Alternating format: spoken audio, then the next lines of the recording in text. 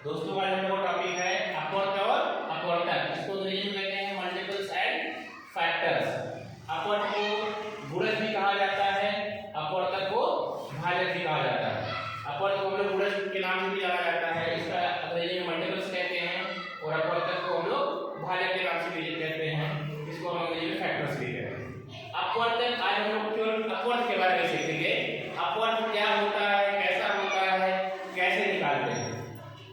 पहले हम पता करते हैं अपवर्तक होता क्या है। किसी भी अपवर्तक जो होता है, किसी संख्या का अपवर्तक उस संख्या को किसी संख्या से गुणा करने पर मिल जाता है।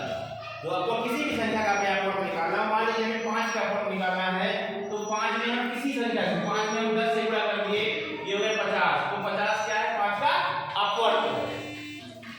5 क्या है, 5 50, ये 50 और 5 का अपवर्तक है। अपवर्तक कभी भी किसी भी संख्या से गुणा करके हम निकाल सकते हैं, या एक दूसरे तरीके से समझा सकते हैं, किसी संख्या का अपवर्तक उस संख्या का पहाड़ा पढ़ने पर मिल जाता है। जैसे मान लीजिए हमें 5 का अपवर्तक निकालना था, तो 5 का पहाड़ा पढ़िए, 5 को 5 5 में 10, 5 में 15, 5 में 20, 5 में 25, 5 में 30, ऐसे पढ़ते एक अपवर्तक मिलता है। अब इसको हम यदि निकालने में मान लीजिए 2 का अपवर्तक निकाले हैं, पहाड़ा पढ़ करके पहले 2 का 2 2 4 2 6 2 6 8 2 5 10 2 6 12 2 14, ऐसे ढेर सारा निकाले।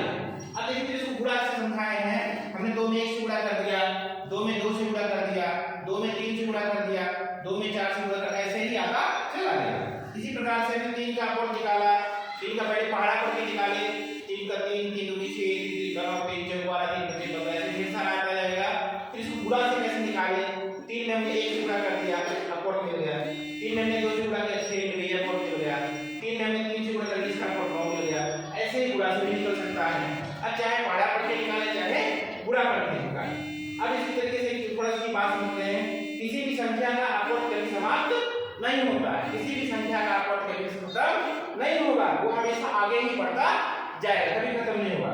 दूसरी बात, किसी भी संख्या का अपवर्तक हमेशा उस संख्या से बड़ा और बराबर होता है, कभी भी उससे छोटा नहीं हो सकता है।